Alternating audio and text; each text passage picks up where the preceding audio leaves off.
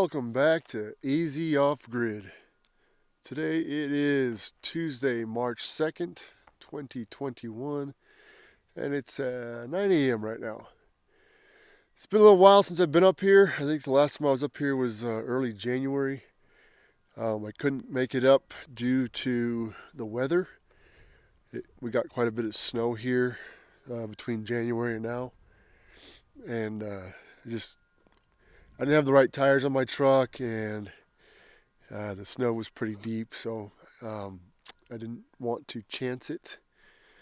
But we got some pretty good tires on the truck now, and I'll go over that in a little bit. But yeah, it's a beautiful morning. It's 39 degrees. It was 22 when I got up this morning.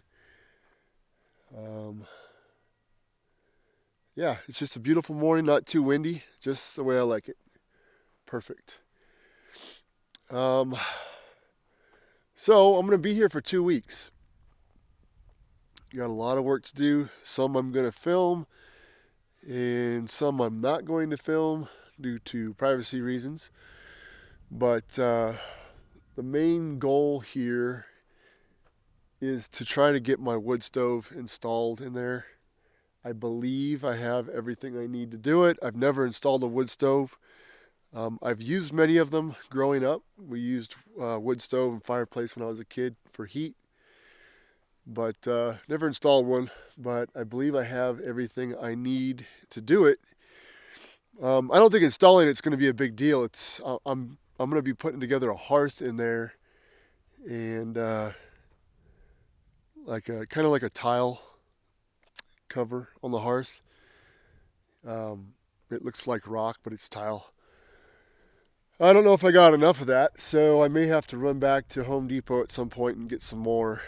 But there's a lot of prep work I have to do before I even start the hearth, because I plan on wiring this someday, and I want to get everything pre-run through the wall behind the wood stove, where my heat shield goes up the wall in both corners. So I brought up a bunch of wire, insulation, and some other stuff that we'll go over later when I start working on that project.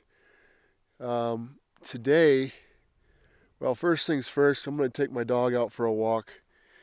She has put on even more weight, and she needs to lose some of it.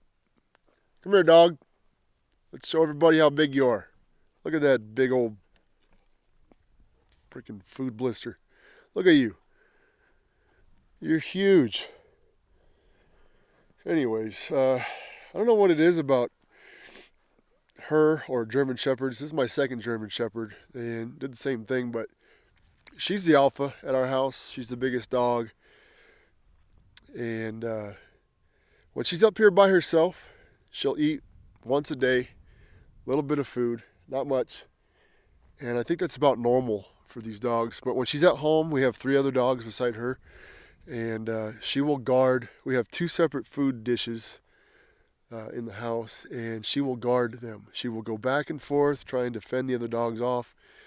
And you can tell she's eating when she's not even hungry. She's just doing it kind of like to rub it in their face, I think. So it's kind of an issue we've had with her.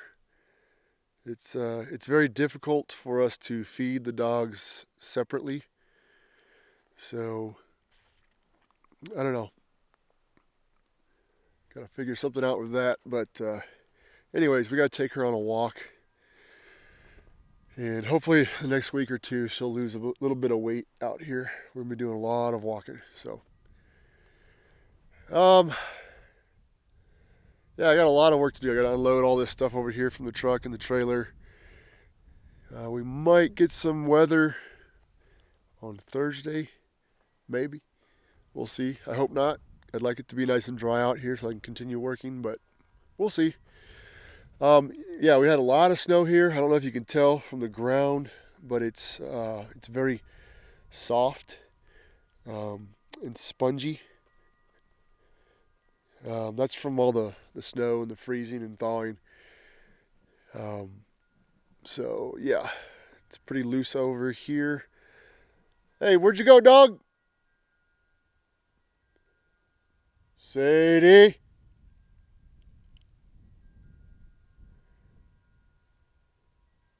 Really? Sadie! There she is. I gotta be careful with her because I believe she is in heat right now. So we have lots of wild animals out here, including coyotes and I believe the occasional gray wolf. But there's also packs of wild dogs out here that, over time people have their dogs got away from them and they banded together and to survive. But I don't want her attracting anything like that around here. So I'd rather not have to shoot a dog if I don't have to. Huh. I hear a vehicle over that way.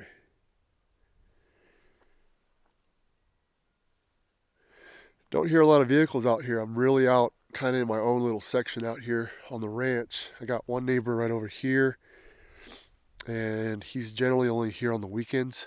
So to hear another vehicle over here is odd because we're really off the beaten path. So you either end up out here lost or you have a purpose for being out here.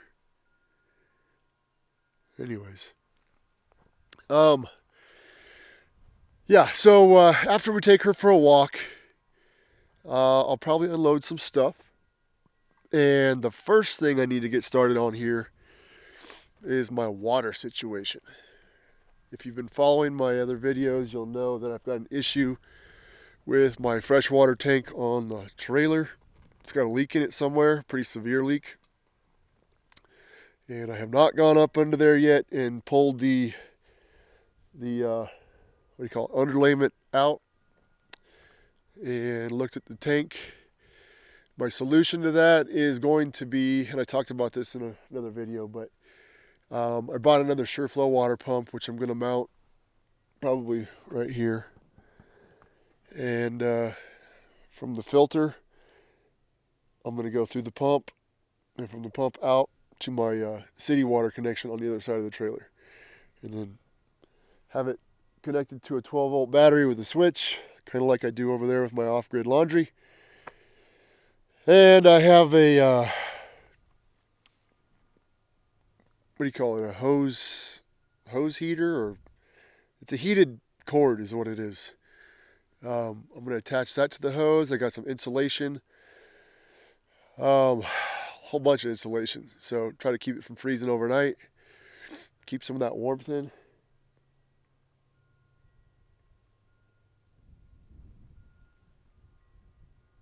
The vehicle's getting closer. She hears it. She's looking at it. Huh. Anyways, that's going to be my solution for now, but I have to get water going in the trailer. She needs a bath. She's, I don't know if you can tell, I'm really like nasally right now. I've had a lot of sinus issues pretty much since November. A couple of sinus infections. It's been like the worst year for me so far for the sinuses. And I was doing okay yesterday on the way up here, or just before I came up here. But as soon as she got in the truck with me, my allergies went berserk. So she needs a bath. She's got something in her fur that's driving my nose crazy. So we're going to give her a bath, hopefully later today if I can get the water going. I have 2 full tanks of water. This is full. And I think that one back there is nearly full. It's like, I don't know, a couple inches from the top. But this one is full. Yeah, so we got plenty of water. I'm going to have to run into town and get some propane. I'm on my last bottle. I ran out early this morning. And another issue I seem to be having is my furnace. I did a fix on it, I don't know, about a year ago, I guess. I had to take it out and and find out what the issue was. Ended up being a mouse got caught in the blower blade, and that solved that problem. But now it's heating the trailer, but it's not putting out. It seems like it's not putting out as much heat from the floor vents as it typically does. So it's constantly running. It'll shut off for like 2-3 minutes and then turn back on again and run for 5 or 6 minutes and then shut off for 2-3 minutes. I think it's not normal for this, especially since I put the new upgraded thermostat in there. It typically warms better and then stays off for longer before it kicks back on, but now it's just on off, and it doesn't seem to be kicking out as much heat, so I don't know what the deal is with that. Hopefully it'll keep me warm long enough to get the stove installed in this puppy, and that's going to be a few days out at least, probably a week or so. But once I got the stove in the cabin, I don't really care if I don't have heat in the trailer, because I'll just sleep out here. That's where I want to be anyways. So, all right, I'm going to get off here. We're going to take her for a walk, and I'll get some stuff done around here, and I'll get back with you guys later. Okay, it's right about 1 p.m. I think 1:15. Everything's unloaded. First things first, took the dog for a nice long walk. Went and checked on a neighbor's property, and saw a couple of rabbits. That's about it. Yeah, truck's unloaded, trailer's unloaded. After, I'm gonna have some lunch here, and then we're gonna go. I'm gonna start working on the water hose. There's all the stuff over there on top of that old toolbox.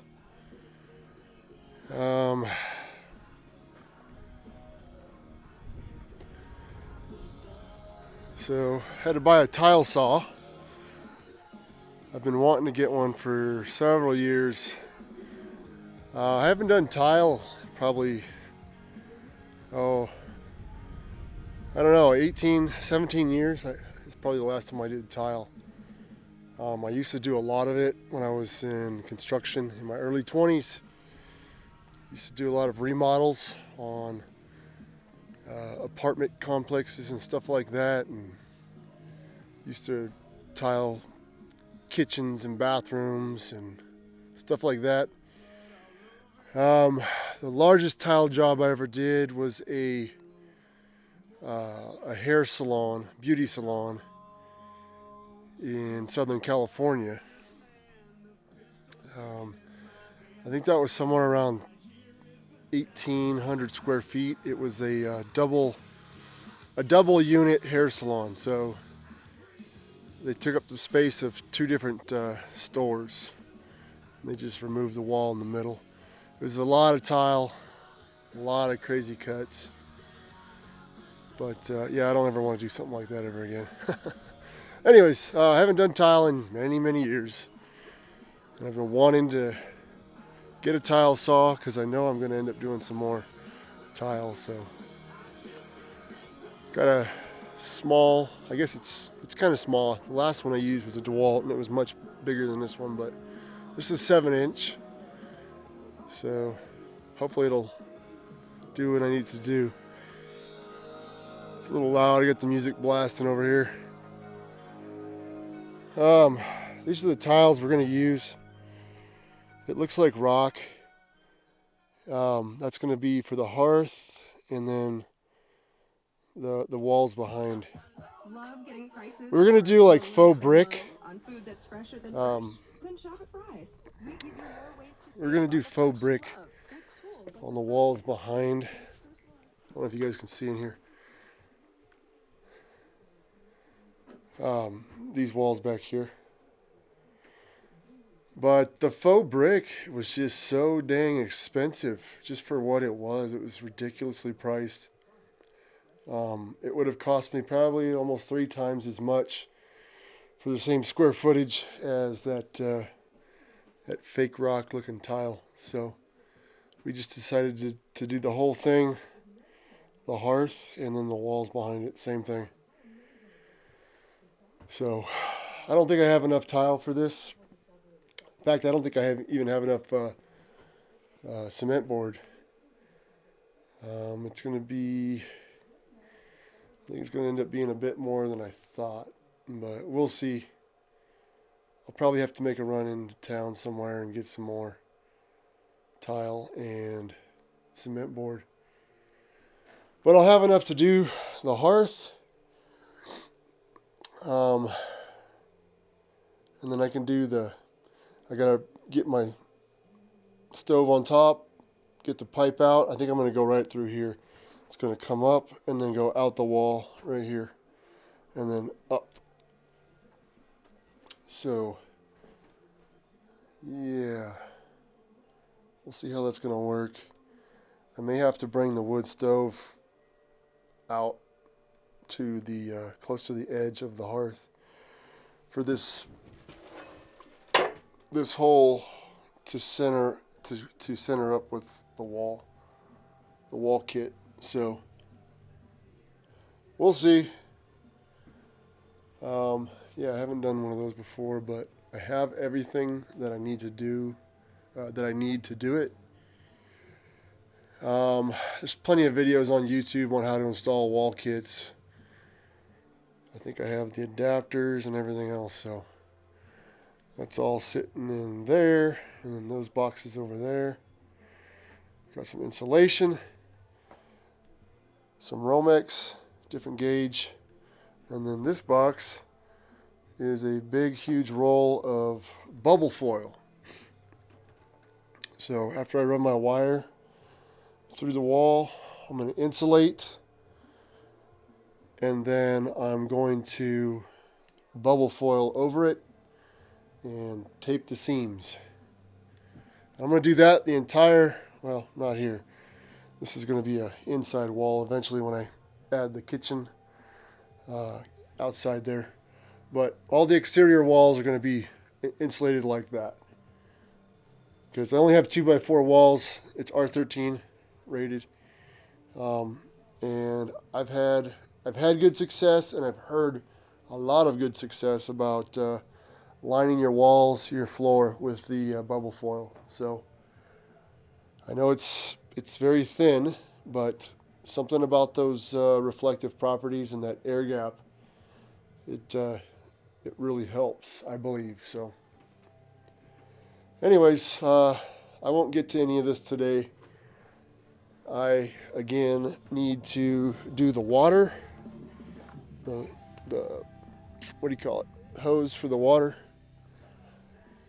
I gotta find that heat cord wherever it is, and then hopefully I have the fittings to hook up the SureFlow pump to standard water hose. I think I do, but we'll see. If not, I'll steal them off the pump over there, because those do. And then when I'm in town, I'll grab some more. Anyways, I'm going to eat lunch right now. I'm getting kind of hungry. It's been a little breezy. I think it's right around 50 degrees right now. 50, something like that. Not too bad. As long as you're not in the shade with the breeze. So, all right, guys. Whoops. Beep. Anyways, yeah, I'm gonna let you go. I'm gonna eat some lunch. Oh, I forgot to talk about my truck. Sorry, real quick. All right, I leveled the truck. 2-inch spacers, aluminum. Believe it or not, for whatever reason, when you put the 2-inch spacers on, you end up getting about 3 inches of lift.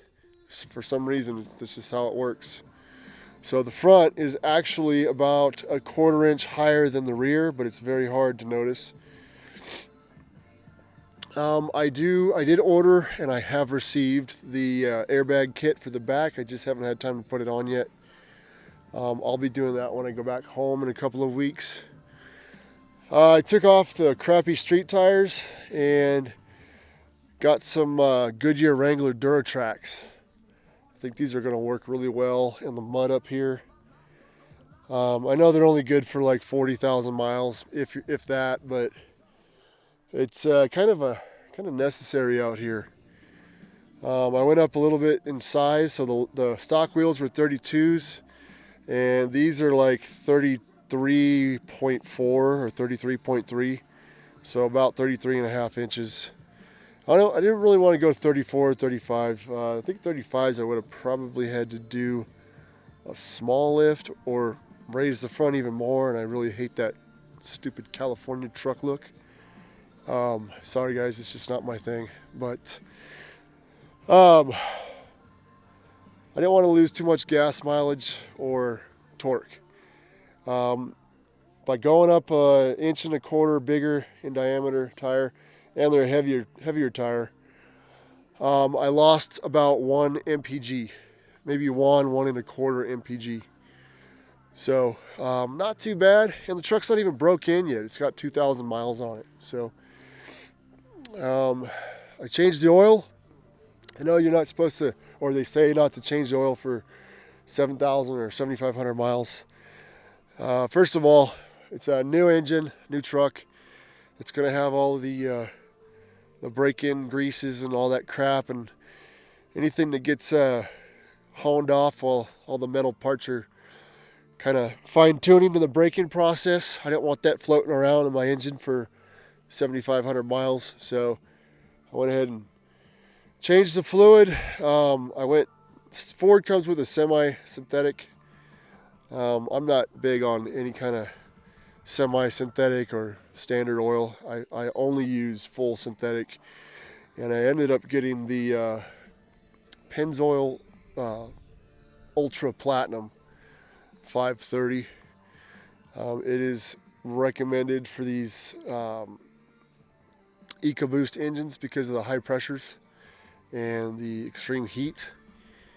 Way better than the Ford recommended oil. So I was going to use Mobil 1, but I learned that that's not even high enough quality for these GDI engines. So for now I'm going to stick with the Pennzoil Ultra Platinum 530.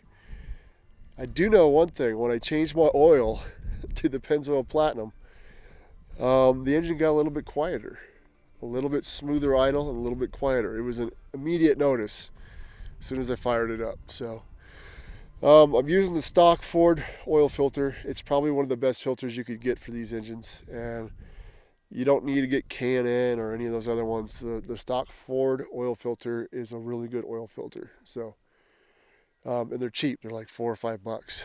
So anyways, that's about it for the truck as far as I can tell. Yeah.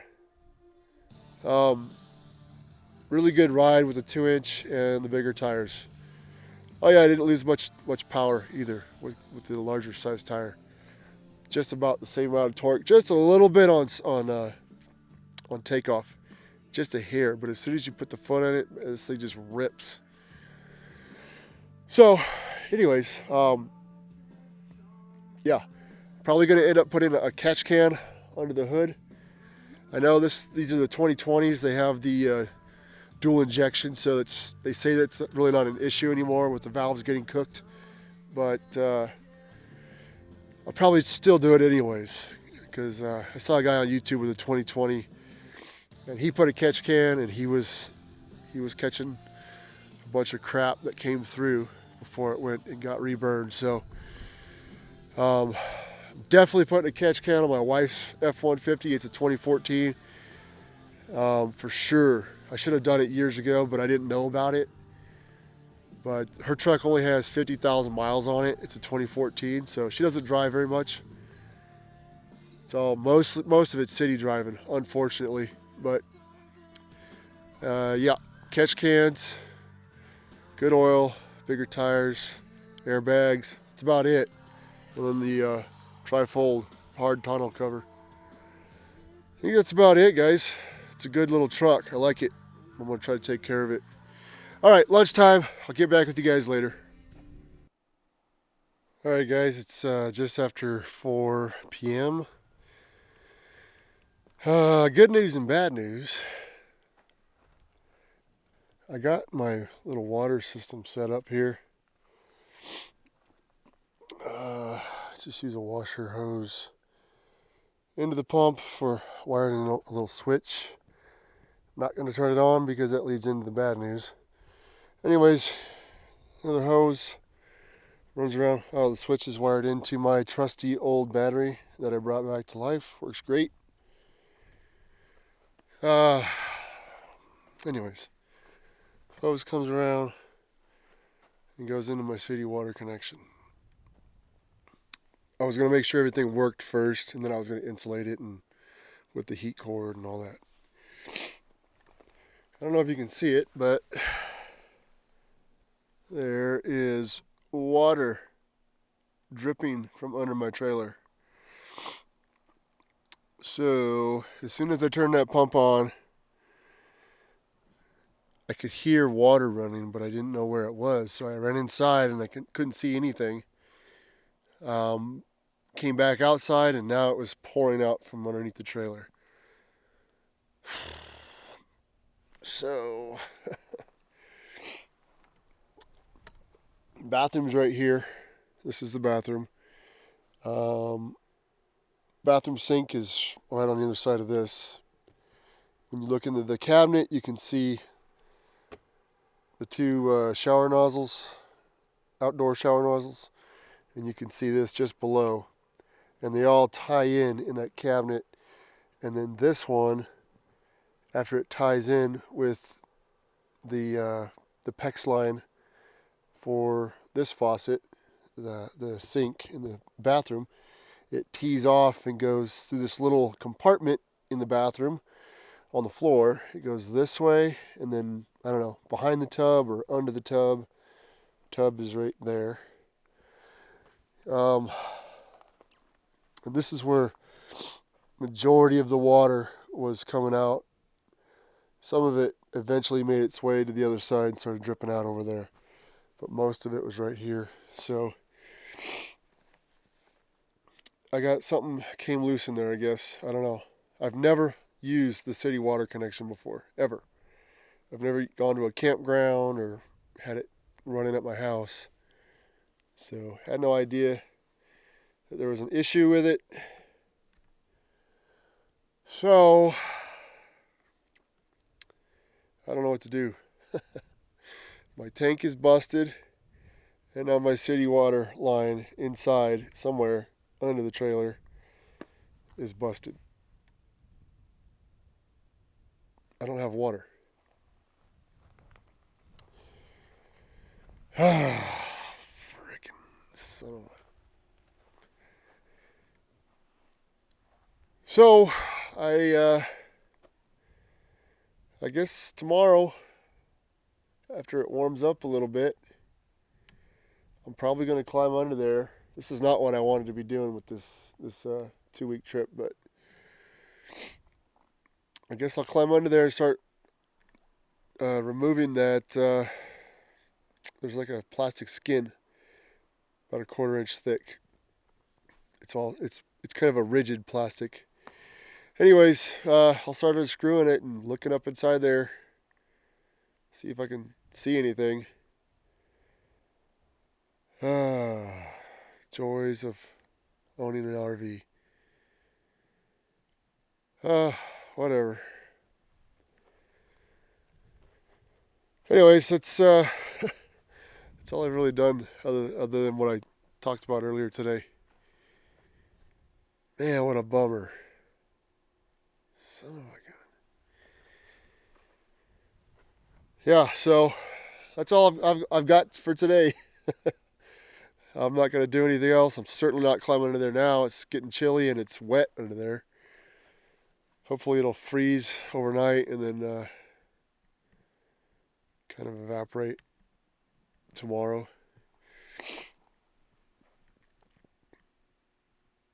It ought to be interesting what I find in there. I'm going to use some kind of tarp material to slide under there. I don't want to lay on my back under there. Who knows what's in there. It's pretty nasty. But anyways, that's what's going on here at the off-grid property. Just a pain in my butt, this trailer. A lot of things that I've had to fix on this already. And it's been here for almost 6 years. It's only seen like, I don't know, 2,000 miles of road. Other than that, it's been sitting. Just a pain. Well, I guess you get what you pay for with the Coachmen Catalina. Anyways, yeah, that's it. Such a bummer. Well, I gotta clean some stuff up. And God, I really don't want to go into there. Ugh.